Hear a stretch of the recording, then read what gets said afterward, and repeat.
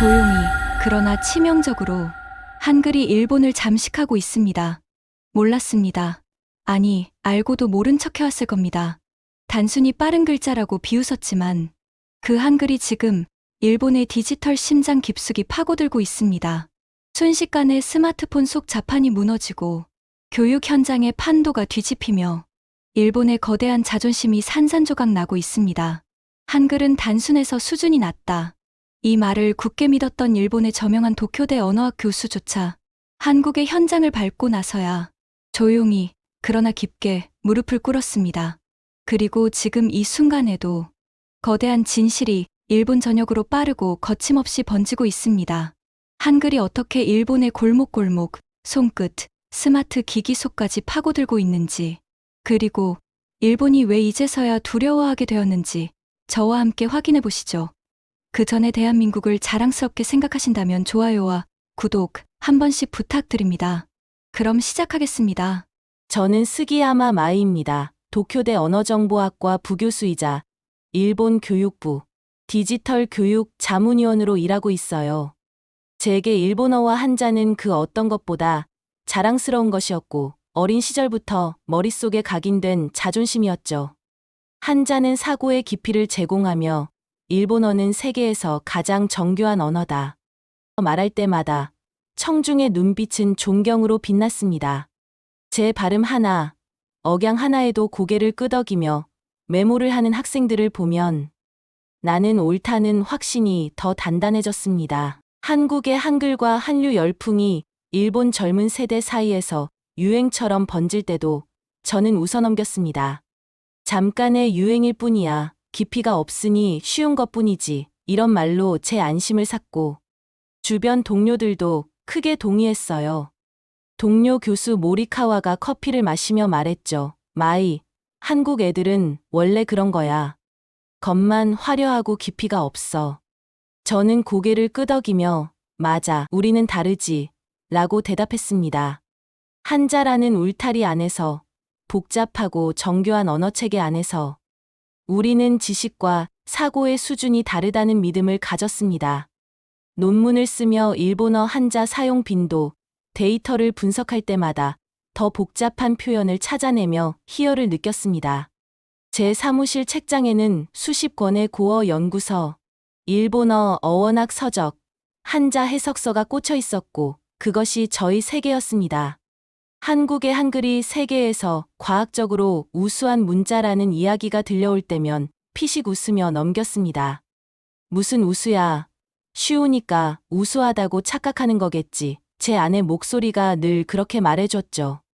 뉴스에서 한글날 행사 장면이 비춰질 때면 채널을 돌렸습니다. 한류 피로증이라는 말이 일본 언론에서 흘러나올 때면 그것이 제 생각과 꼭 맞아떨어지는 듯해 기분이 좋았습니다. 그런데 이상하게도 한국 관련 뉴스가 들려올 때마다 제 귀가 자꾸 멈췄습니다. 한류 드라마에 빠진 어머니가 티 보며 따라 웃을 때 저는 괜히 기분이 상해 자리를 피했습니다. 어머니가 웃으며 말했죠. 마이, 한글은 참 쉽고 좋아. 저는 무심히 커피를 마시며 대꾸했습니다. 엄마, 그건 깊이가 없어서 그런 거야. 창밖에 비가 내리던 날이었습니다. 어머니는 한글 노트를 만지작거리며 다시 말했죠. 나 같은 사람도 배울 수 있게 해주는 게 얼마나 고마운 건지 너는 모를 거야. 그 말이 마음 한 구석을 찌르듯 박혔지만 저는 고개를 돌렸습니다. 무슨 소리야. 쉬운 건 쉬운 거지. 그게 뭐가 대단하다고. 그날 밤 연구실에서 데이터 정리를 하며 창밖에 불 꺼진 건물들을 바라봤습니다. 마치 일본어와 한자가 지키는 철옹성 같았던 제 세계가 어딘가 흔들리고 있다는 불길한 기분이 스쳤습니다. 하지만 저는 그 흔들림을 애써 무시했습니다. 나는 틀리지 않았다. 일본어가 최고다. 한자는 깊이를 만든다. 제 자신에게 속삭이며 키보드를 두드렸습니다. 그러나 그날 이후 저는 더 이상 예전의 저로 돌아갈 수 없다는 것을 느끼기 시작했습니다. 그저 자존심으로 버티고 있던 제 세계. 그 자존심이 얼마나 얇은 유리 위에 서 있었는지 저는 아직 몰랐습니다. 하지만 곧 깨닫게 될 거라는 걸 이때는 상상도 못했죠. 저는 현관문을 열자마자 어머니가 웃는 얼굴로 다가오는 모습을 보았습니다. 손에는 낡은 노트 한 권이 들려 있었고 노트에는 큼지막하게 한글로 쓴 글씨가 삐뚤빼뚤 적혀 있었어요. 마이, 이거 봐. 한글 참 쉽고 좋아. 나도 금방 외울 수 있더라. 어머니의 목소리가 한없이 가볍게 들렸지만 제 귀에는 이상하게 무겁게 박혔습니다. 엄마, 그런 건 잠깐의 유행일 뿐이야. 쉬우니까 쉬운 거지. 깊이가 없어서 그런 거야.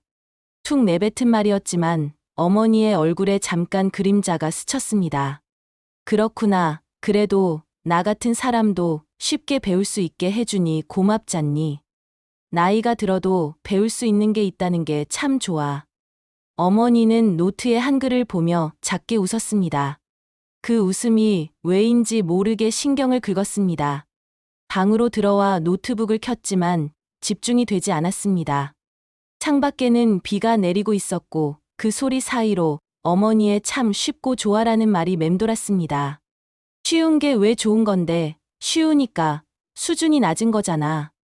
스스로를 납득시키려 했지만 마음이 답답했습니다. 거실로 나와 물을 마시며 슬쩍 보니 어머니는 TV 앞에 앉아 한글 자막이 나오는 한국 드라마를 보고 있었습니다. 드라마에 나오는 대사를 따라 읽으며 작게 웃는 모습이 낯설었습니다. 엄마, 아직도 그거 보고 있어? 어머니는 뒤돌아보며 말했습니다. 마이, 이거 진짜 재미있더라. 그리고 이 글자들이 참 예쁘지 않니? 예쁘긴, 그냥 단순하니까 쉬운 거지. 차가운 말이 툭 나갔습니다. 어머니의 표정이 잠깐 멈췄습니다. 하지만 어머니는 다시 웃으며 말했어요. 마이, 배움은 끝이 없는 거야. 나이 들어서도. 이렇게 새로운 걸 배울 수 있다는 게 얼마나 감사한 일인지 몰라. 그 말이 마음을 찔렀습니다. 돌아서 방으로 들어왔지만 한글 자막이 나오는 드라마 속 대사 소리가 귀에 걸렸습니다. 감사합니다. 행복하세요. 이상하게 귀에 남는 말이었습니다. 그날 밤 침대에 누웠지만 좀처럼 잠이 오지 않았습니다. 핸드폰으로 뉴스를 후던 중 세계에서 가장 과학적인 문자 한글이라는 기사가 눈에 들어왔습니다. 터치해 볼까 말까 고민하다가 화면을 꺼버렸습니다. 그게 뭐가 과학적이라는 거야. 쉬우니까 쉬운 거겠지. 눈을 감았지만 한글 노트를 보고 웃던 어머니의 얼굴이 떠올랐습니다. 다음 날 아침 식탁에 앉아 어머니가 김을 구워주며 말했습니다. 마이, 혹시 너도 한국어 조금 배워보면 어때? 엄마, 왜 자꾸 그런 소리를 해? 난 그럴 필요 없어. 목소리가 차가워졌습니다. 어머니는 고개를 끄덕이며 알겠어. 그래도 언젠간 내가 이 글자의 힘을 알게 될 날이 올 거야 라고 말했습니다. 무슨 힘, 무슨 소리야. 짜증이 났지만 아무 말도 하지 못했습니다. 집을 나서며 현관 앞에서 신발끈을 매는데 문득 어머니가 작은 노트에 한글을 또박또박 적는 모습이 떠올랐습니다. 그게 뭐가 그렇게 좋다고, 왜 그렇게 웃고 있는 건데? 질문이 머릿속을 떠나지 않았습니다. 전철 안에서 스마트폰을 꺼내 한글 키보드를 찾아보았습니다. 가나다라마바사. 자판이 정돈된 형태로 나열되어 있었습니다. 이상하게도 정갈하게 보였습니다. 창밖으로 스치는 도시의 풍경이 낯설게 느껴졌습니다. 어머니의 미소, 한글 노트, 배움은 끝이 없다는 말. 그 모든 것이 제 마음을 조용히 흔들고 있었습니다. 하지만 그 흔들림을 애써 부정하며 다시 눈을 감았습니다. 어머니가 한글 노트를 보며 웃던 모습이 머릿속에 남아있던 그 주. 저는 일본 교육부 디지털 교육 경쟁력 분석 프로젝트 보고서를 준비하고 있었습니다. 한글에 대한 찬양 따위 들을 필요 없다고 생각하며 자료를 넘겼지만 이상하게 손끝이 멈추는 순간이 많았어요. 스마트폰과 컴퓨터 입력 속도 데이터를 정리하던 중 한국의 한글 입력 속도가 일본어 입력 속도보다 월등히 빠르다는 결과가 화면에 떠올랐습니다. 순간 숨이 멎었습니다. 이게 잘못된 거 아니야? 손으로 이마를 짚고 몇 번이나 데이터를 검증했지만 결과는 변하지 않았습니다. 화면 속 그래프는 거짓말을 하지 않았고 그 사실이 나를 불편하게 만들었습니다. 머릿속으로 쉬우니까 빠른 거지라고 되뇌며 보고서를 쓰려 했지만 데이터가 눈앞에서 반짝이며 나를 압박했습니다. 퇴근 후 집에 돌아오자 어머니는 또 한글 노트를 들고 있었어요. 마이, 나 오늘 새로운 단어도 외웠어. 사랑합니다. 고맙습니다. 이런 말들이 마음에 와 닿지 않니? 저는 소파에 앉아 신발도 벗지 않은 채 말했습니다. 엄마, 제발 그만해. 그건 그냥 유행이고 의미 없는 거야. 어머니는 눈길을 피하며 그래도 나는 이게 좋아 라고 말하고 닫았습니다. 그날 밤 데이터 시트를 보며 한숨을 쉬는데 전화가 울렸습니다. 상사 다카하시 준이었습니다. 마이, 자료 확인했다. 한국 쪽 데이터는 빼라. 일본 교육부 기조와 맞지 않아. 사실을 왜곡할 순 없습니다. 내 경력에 도움이 안 될 거라는 걸 알고 있지. 전화가 끊어진 후에도 다카하시 준의 목소리가 귓가를 때렸습니다. 머리가 복잡해졌습니다. 노트북 화면의 한글 입력 속도 그래프, 입력 정확도, 접근성, 그 모든 수치가 내 눈을 피하지 않았습니다. 나는 연구자야. 나는 진실을 봤다. 속으로 중얼거렸지만 손끝이 떨렸습니다. 자료 삭제 버튼을 누를까, 보고서에서 지워버릴까, 수십 번 손이 왔다 갔다 했습니다. 그때 어머니의 말이 떠올랐습니다. 배움은 끝이 없는 거야. 나이 들어도 배워야 해. 그 말이 제 마음의 한 부분을 흔들었습니다. 하지만 동시에 다카하시 준의 차가운 목소리도 떠올랐습니다. 내가 뭘 선택하는지 보겠다. 그날 밤, 일본어 입력 데이터를 보며 내 스스로에게 물었습니다. 이게 정말 최고라고 믿었던 게 맞을까? 한글 입력 자판을 한 번 더 보았습니다. 단순하고 효율적이었습니다. 쉬워서 우수한 건가, 아니면 우수해서 쉬운 건가? 벽에 걸린 시계의 초침 소리만 들렸습니다. 결국 노트북을 덮고 불을 끄며 창밖을 바라봤습니다. 도쿄의 야경이 언제나처럼 반짝였지만 그 빛이 어쩐지 멀고 무겁게 느껴졌습니다. 눈을 감자 한글 노트를 보며 웃던 어머니의 얼굴과 화면 속 빠르고 정돈된 한글 입력 그래프가 겹쳐 보였습니다. 그리고 저는 알았습니다. 이제 내가 숨겨왔던 벽이 조금씩 무너지고 있다는 것을요. 보고서 제출 기한이 다가오는데 머릿속이 복잡했습니다. 한글의 입력 효율과 속도 데이터를 빼라는 다카하시 준의 명령. 어머니의 한글 노트, 빠르고 직관적인 한글 자판. 이 모든 것이 얽혀 마음을 짓눌렀습니다. 퇴근 후에도 데이터 시트를 열어보고 닫기를 반복하며 잠을 이루지 못했습니다. 그러던 어느 날 한글 디지털 교육 자료를 더 찾기 위해 인터넷을 검색하던 중 우연히 관동대 지진 조선인 학살 다큐멘터리라는 영상을 보게 되었습니다. 처음에는 무심코 클릭했지만 곧 화면 속으로 빨려 들어갔습니다. 흑백 화면 속에서 흐릿하게 보이는 일본군과 경찰, 그리고 공포에 질린 조선인들의 얼굴. 이건 조작이야. 혼잣말로 중얼거리며 꺼버렸지만 영상의 한 장면이 머릿속에서 떠나지 않았습니다. 다시 영상을 켰습니다. 경찰 보고서, 당시 남겨진 신문 기사. 눈물을 흘리며 증언하는 한국인 유족의 얼굴이 하나하나 눈에 들어왔습니다. 심장이 쿵쿵 뛰었습니다. 숨이 막혔습니다. 이게 사실이라면 내가 자랑스럽게 여겼던 일본의 자존심은 무엇이었을까? 머리를 감싸쥐고 영상을 멈췄지만 눈물이 고였습니다. 거실에서 어머니가 조용히 물을 마시며 저를 바라보았습니다. 마이, 무슨 일이니? 저는 화면을 가리키며 물었습니다. 엄마, 이 일 알고 있었어? 어머니는 잠시 눈길을 피하더니 한숨을 내쉬었습니다. 마이, 나도 몰랐어. 이런 일이 있었는지. 어머니의 떨리는 목소리가 밤 공기처럼 차갑게 스며들었습니다. 저는 아무 말도 하지 못한 채 노트북 화면을 닫았습니다. 방으로 들어와 책상에 앉아 있는데 손끝이 떨렸습니다. 눈앞에 보이는 것은 한국의 한글 자판 배열과 입력 속도, 그래프, 그리고 관동대 지진 영상 속 울고 있는 유족의 얼굴이었습니다. 머리가 복잡해졌습니다. 내가 믿었던 자존심이 이거였나? 이걸 모른 척해도 되나? 어머니의 한글 노트가 생각났습니다. 감사합니다. 행복하세요.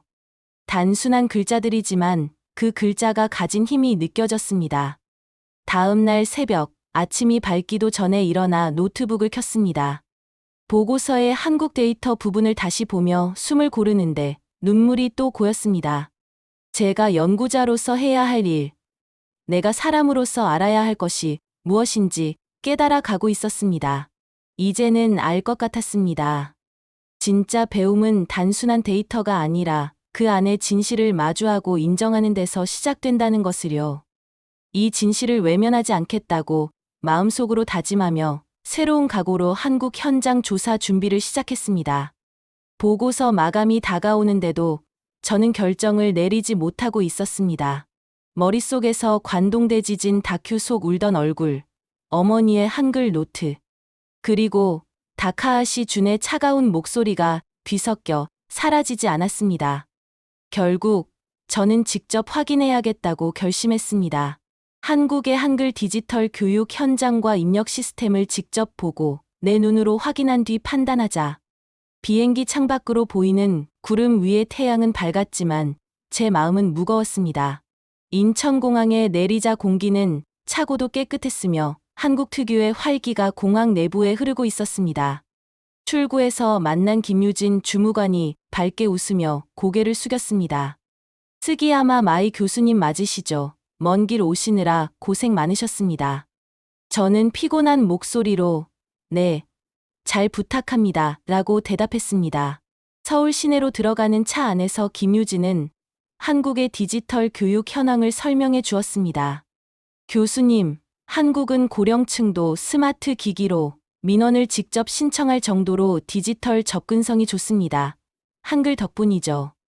저는 창밖을 보며 대답하지 않았지만 마음속으로 또 한글 이야기군 하고 중얼거렸습니다. 지하철 역사 안 전광판의 한글 표시는 한눈에 들어왔고 안내음도 명확했습니다. 카페에 앉아 조사를 준비하며 스마트폰으로 검색을 해보자. 한글 검색 결과는 빠르고 깔끔하게 정리되어 나타났습니다.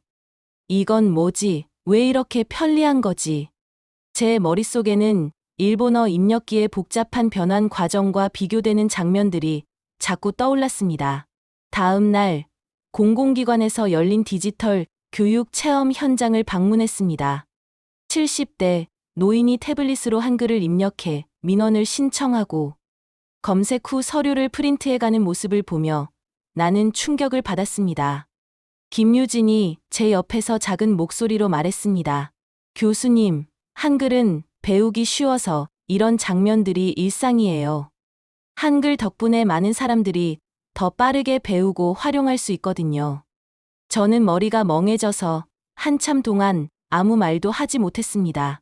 길거리를 걷다 잠시 멈춰서 스마트폰으로 지도를 검색해 목적지를 확인하는 청년들, 간판에 한글이 제 눈에 들어올 때마다 단순히 쉽다는 말로만 넘겼던 글자가 이제 다른 의미로 다가왔습니다. 호텔 방으로 돌아와 창밖의 서울 야경을 보며 숨을 내쉬었습니다. 노트북을 켜고 데이터를 정리하다가 손이 멈췄습니다. 한국은 젊고 빠르고 체계적이다. 그리고 한글은 그 중심에 있다. 이제 더 이상 부정할 수 없었습니다. 한글은 제가 생각했던 것보다 훨씬 강하고 편리하며 따뜻한 글자라는 것을 깨달았습니다. 그러나 그 깨달음이 나의 자존심을 무너뜨리고 있다는 것이 두려웠습니다. 이걸 인정해야 하나? 밤하늘의 불빛이 흔들리는 제 마음처럼 깜빡이고 있었습니다. 저는 그렇게 서울의 밤에 깊게 잠기며 다음 날의 조사를 준비했습니다. 다음 날 아침, 저는 서울 시내의 공공도서관으로 향했습니다. 디지털 정보 검색과 자료 입력 시 한글이 실제로 어떻게 쓰이는지 직접 확인하기 위해서였죠. 도서관 입구 앞, 머리가 희끗한 할머니 한 분이 스마트폰을 들고 길을 헤매고 있었습니다. 주변을 두리번거리던 그때 젊은 청년이 다가와 밝게 웃으며 말했습니다. 할머니, 어디 가세요? 제가 찾아드릴게요. 청년은 자연스럽게 스마트폰을 받아들고 검색을 시작했고 곧 목적지를 알려주며 설명을 이어갔습니다. 할머니는 환하게 웃으며 정말 고마워라고 말했습니다. 저는 그 장면을 멀리서 바라보며 발걸음을 멈췄습니다. 작은 장면이었지만 마음 한 구석이 이상하게 먹먹해졌습니다. 그동안 제가 연구한 건 속도와 효율, 데이터의 숫자였는데 그 자리에는 따뜻한 마음과 미소가 있었습니다. 도서관 내부로 들어서자 벽마다 한글 표지판이 깔끔하게 붙어 있어 쉽게 찾을 수 있었고 자료 검색기에서도 한글 메뉴가 명확하게 구분되어 있었습니다. 한 자리에 앉아있던 초등학생이 태블릿으로 한글을 입력해 자료를 찾으며 친구에게 말했습니다. 이거 되게 쉬워. 엄마가 알려줬는데 금방 외웠어. 그 말이 저에게 이상하게 크게 들렸습니다. 제 연구실에서 보던 입력 데이터 그래프의 빨간 선보다 그 아이의 웃음이 훨씬 강하게 다가왔습니다. 카페에서 점심을 해결하려고 앉아있는데 카운터 안 아주머니가 다가와 반찬을 하나 더 가져다 주며 말했습니다. 멀리서 오셨다면서요. 많이 드세요. 저는 당황해 고개를 숙이며 감사합니다라고 말했습니다. 한국의 사람들이 가진 정이 느껴졌습니다. 김유진 주무관과 다시 만났을 때 저는 조용히 물었습니다. 김유진 씨, 한국 사람들은 왜 이렇게 쉽게 남을 도와주죠? 김유진은 미소 지으며 대답했습니다. 교수님, 한글처럼요. 사람을 위한 게 결국 가장 강한 거라고 생각해요. 저는 아무 말도 하지 못했습니다. 버스 안에서 자리를 노인에게 양보하는 청년들의 모습, 반찬을 챙겨주는 식당 아주머니의 웃음, 길을 찾아주는 청년의 친절, 이 모든 것이 저를 흔들었습니다. 그 순간 제 연구 노트에 적힌 데이터들이 숫자가 아니라 사람들의 얼굴로 바뀌어 떠올랐습니다. 한글은 사람을 위한 글자다. 그 문장이 머릿속을 맴돌았습니다. 호텔로 돌아가는 길, 한글 간판이 켜져 있는 골목길을 지나며 발걸음을 멈췄습니다. 쉽다, 단순하다, 그래서 대단하지 않다고 생각했는데 제가 놓치고 있었던 것은 숫자로 환산할 수 없는 따뜻함과 효율이 함께 존재한다는 사실이었습니다. 호텔 방 창문으로 들어오는 서울의 불빛이 반짝였습니다. 그 불빛은 제 안에 견고했던 자존심을 서서히 무너뜨리고 있었습니다. 그날 밤, 저는 한글 입력 자판을 켜고 손가락을 올려보았습니다. 처음으로 그 자판이 편안하게 느껴졌습니다. 그리고 다음 날, 저는 보고서를 완성하기 위해 다시 노트북을 켰습니다. 한국에서의 마지막 날 아침, 보고서를 완성하기 위해 호텔 책상에 앉았습니다. 노트북 화면에는 입력 속도 그래프, 교육 현장 사진, 공공기관의 한글 시스템 데이터가 정리되어 있었어요. 이걸 정말 보고해야 하나? 다카하시 준의 목소리가 머릿속을 때렸습니다. 마이, 한국 관련 부분은 빼라. 그건 내가 책임질 수 있는 영역이 아니야. 그 목소리를 떠올리자 손끝이 차갑게 식었습니다. 하지만 화면 속 데이터는 거짓말을 하지 않았습니다. 한글의 효율, 접근성, 그리고 따뜻함까지 담긴 그 자료들은 내게 무언의 압박을 주었습니다. 보고서를 덮고 창밖을 바라봤습니다. 서울의 아침은 밝았고 지나는 사람들의 표정에는 활기가 있었습니다. 노트북을 다시 열고 자료를 정리하며 한숨을 쉬었습니다. 이제 결정을 내려야 해. 머릿속에는 어머니가 웃으며 한글 노트를 보던 모습이 떠올랐습니다. 배움에는 끝이 없는 거야. 나이 들어도 배워야 해. 어머니의 그 말이 귓가에서 맴돌았습니다. 손가락이 무겁게 움직였습니다. 보고서에 한국 데이터를 지워야 하나, 아니면 그대로 제출해야 하나. 다카하시 준에게 전화를 걸어야 하나, 아니면 묵묵히 지나쳐야 하나. 그때 김유진의 말이 떠올랐습니다. 교수님, 결국 글자는 사람을 위한 거예요. 심장이 쿵쿵 뛰었습니다. 손끝으로 키보드를 느끼며 저는 눈을 감았습니다. 그리고 작게 중얼거렸습니다. 나는 연구자다. 나는 진실을 본다. 숨을 크게 내쉬고 보고서를 저장했습니다. 데이터 삭제 버튼을 누르지 않았습니다. 파일을 저장한 후 자리에서 일어나 창문을 열었습니다. 신선한 공기가 방 안으로 들어왔습니다. 그 순간 전화가 울렸습니다. 다카하시 준이었습니다. 숨을 고르고 전화를 받았습니다. 마이, 어떻게 됐나? 보고서 정리했나? 네, 보고서 완료했습니다. 한국 데이터는 뺐겠지? 숨을 들이쉬고 천천히 말했습니다. 보고서에는 사실만 담았습니다. 잠시 정적이 흘렀습니다. 내가 한 선택이 어떤 결과를 가져올지 알지? 네, 알고 있습니다. 전화를 끊은 후 손이 떨렸습니다. 하지만 이상하게도 마음 한편이 시원해졌습니다. 나는 진실을 선택했다. 비행기 안, 창밖으로 보이는 구름 위의 햇살이 눈부셨습니다. 작은 한숨을 내쉬며 눈을 감았습니다. 한글 입력 자판의 간결함, 아이의 웃음, 할머니의 미소, 한국 사람들의 따뜻함이 스쳐갔습니다. 제가 무너뜨리기 싫었던 자존심은 진실 앞에서 의미가 없다는 것을 깨달았습니다. 그리고 그 무너짐이 부끄럽지 않다는 것도요. 드디어 일본으로 돌아가는 길, 저는 새로운 마음으로 눈을 떴습니다. 비행기에서 내리자 차가운 공기가 얼굴을 스쳤습니다. 일본 땅을 다시 밟았지만 저는 이전과는 다른 사람이 된 것 같았습니다. 보고서를 제출한 그날, 다카하시 주는 말없이 서류를 받아갔고 제 눈을 피했습니다. 저는 잠시 숨을 고르며 주변을 둘러보았습니다. 도쿄의 아침은 분주했고 사람들은 고개를 숙인 채 빠르게 걸어갔습니다. 하지만 저의 마음은 이상하리만치 고요했습니다.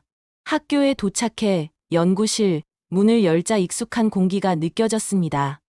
책상 위에는 일본어 한자, 연구 논문과 언어, 데이터 분석 파일들이 가지런히 놓여 있었습니다. 모니터를 켜고 학생들에게 보낼 강의 자료를 준비하기 시작했습니다. 오늘 강의의 마지막 슬라이드에는 제가 직접 쓴 문장을 넣었습니다. 우리가 한국을 두려워했던 건 그들이 가진 효율과 따뜻함 때문이었을지 모릅니다.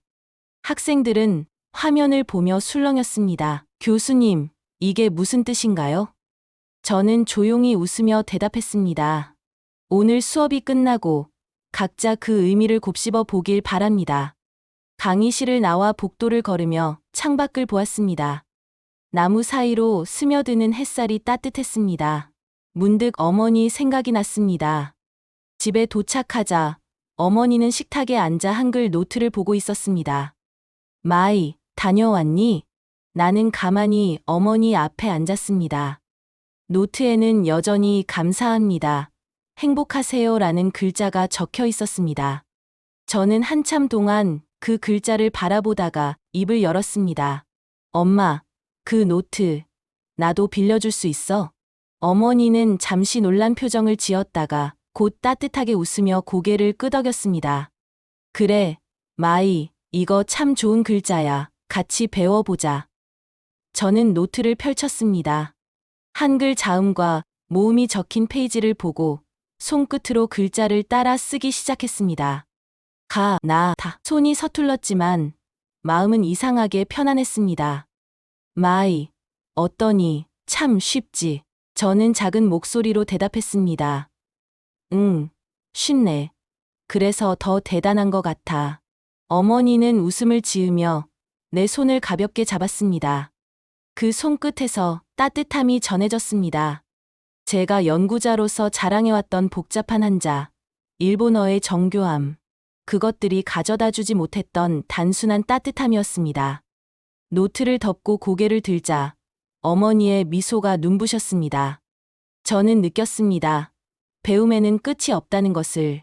그리고 진짜 강함은 사람을 위한 효율과 따뜻함이 함께 갈 때 생긴다는 것을. 그날 이후 저는 매일 아침 한글 노트를 펼치며 하루를 시작하게 되었습니다. 그리고 다짐했습니다. 남은 시간 동안 나는 더 배워가겠다고. 한글과 한국이 가진 그 진짜 힘을 나도 닮아가겠다고. 지금까지 스기야마 마이였습니다. 오늘도 긴 시간 함께해 주셔서 진심으로 감사드립니다. 감동했수다. 앞으로 더 좋은 이야기로 다시 찾아뵐 수 있도록 마지막으로 1초밖에 걸리지 않는 구독과 좋아요, 알림 설정은 영상 제작에 큰 힘이 됩니다. 오늘도 건강한 하루 보내세요.